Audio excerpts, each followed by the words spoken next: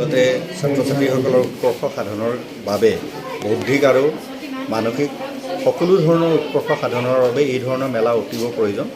শংকৰদেৱ শিশু নিকেতনৰ এই প্ৰচেষ্টাক আমি আদৰণি জনাবই লাগিব। তেওঁলোকে ৰাতিপুৱাৰ পৰা আহি ইয়াত যিটো পৰিৱেশ উখল মাখল পৰিৱেশ দেখি আহিছোঁ, সঁচাকৈ মনত খুব আনন্দ লাগিছে।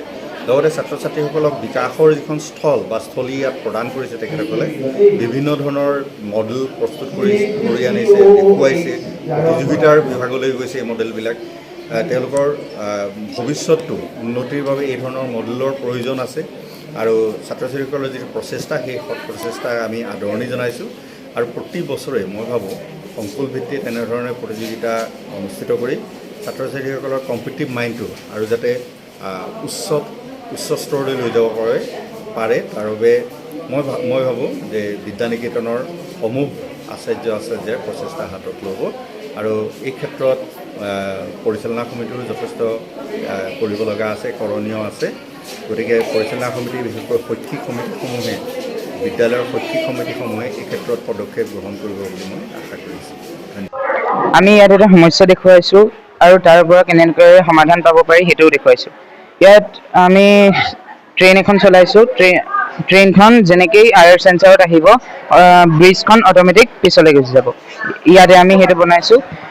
আমি সাধাৰণতে এটা সমস্যা দেখিবলৈ পাওঁ যে এটা প্লেটফৰ্মৰ পৰা আৰু এটা প্লেটফৰ্মলৈ যাবলৈ বহুতকেইটা চিৰি উঠি গৈ যাব লাগে। সেইটো সমস্যাটো দূৰ কৰিবলৈ আমি ইয়াত এটা অট'মেটিক ৱকিং ব্ৰিজ বনাইছোঁ।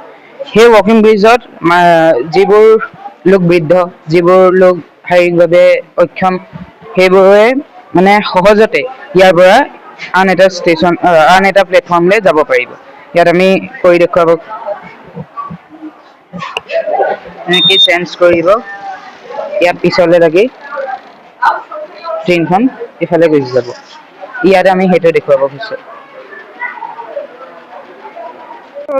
কাৰণে এতিয়া আপুনি দেখোঁ যে কিছুমান ড্ৰাইভাৰে ট্ৰাক চলাওঁতে বহুত ৰাতিলৈকে ট্ৰাক চলায় আৰু কেতিয়াবা তেওঁলোকৰ ভাগৰ টোপনি আহি যায়। এতিয়া আমি সেই টোপনিটো আহিবই।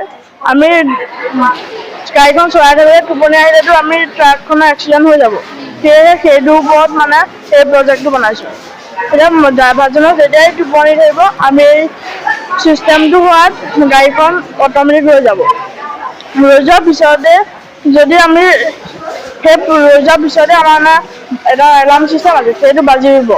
কাৰণ আমি ৰাতিপুৱা যেতিয়া উঠোঁ তেতিয়া এটা এলাৰ্ম ছিষ্টেম ব্যৱহাৰ কৰোঁ। এতিয়া সেইটো ফলত ড্ৰাইভাৰজনো উঠি যাব।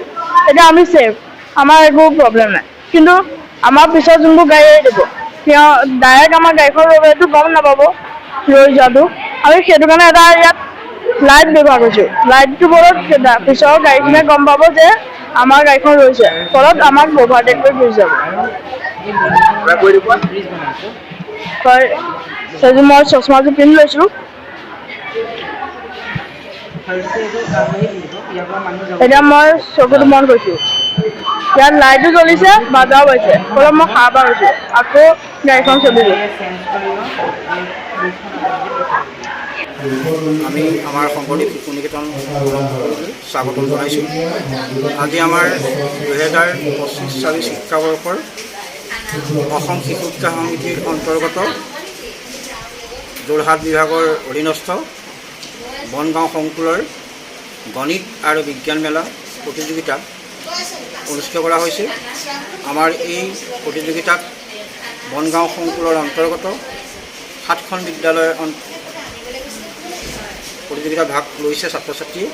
ইতিমধ্যে আমাৰ প্ৰায় 100ৰো অধিক ছাত্ৰ ছাত্ৰীয়ে এই প্ৰতিযোগিতাত অংশগ্ৰহণ কৰিছে আৰু প্ৰতি বছৰে এই অনুষ্ঠানভাগ নিকেতন পৰ্যায়ত, তাৰপিছত সংকুল, তাৰপিছত বিভাগ আৰু প্ৰান্তৰ আৰু শেষত ৰাষ্ট্ৰীয় পৰ্যায়ত এই অনুষ্ঠানভাগ অনুষ্ঠিত হৈ আহিছে। এইবাৰ আমাৰ এই নিকেতনতে সংকুল ভিত্তিত এই অনুষ্ঠানভাগ হৈছে। পৰৱৰ্তী বিভাগৰ যিটো প্ৰতিযোগিতা হ'ব সেইটো গোলাঘাট নিকেতনত অনুষ্ঠিত হ'ব। আৰু আপোনালোকে আহি আমাৰ এই অনুষ্ঠানটোৰ প্ৰচাৰ আৰু প্ৰসাৰৰ বাবে অহাৰ বাবে আমাৰ ফালৰ পৰা আপোনালোকলৈ ধন্যবাদ জনাইছোঁ। আৰু অনুষ্ঠানটোত যিহেতু আজি প্ৰতিকূল বতৰ আপোনালোকে দেখিছে, এই প্ৰতিকূল বতৰকো নেওচি ছাত্ৰ ছাত্ৰীসকলে বিভিন্ন নিকেতনৰ পৰা আহি পেলাই অংশগ্ৰহণ কৰাৰ লগতে আমাৰ আজি এই অনুষ্ঠানভাগ সাফল্যমণ্ডিত কৰিছে বুলি মই অনুভৱ কৰিছোঁ।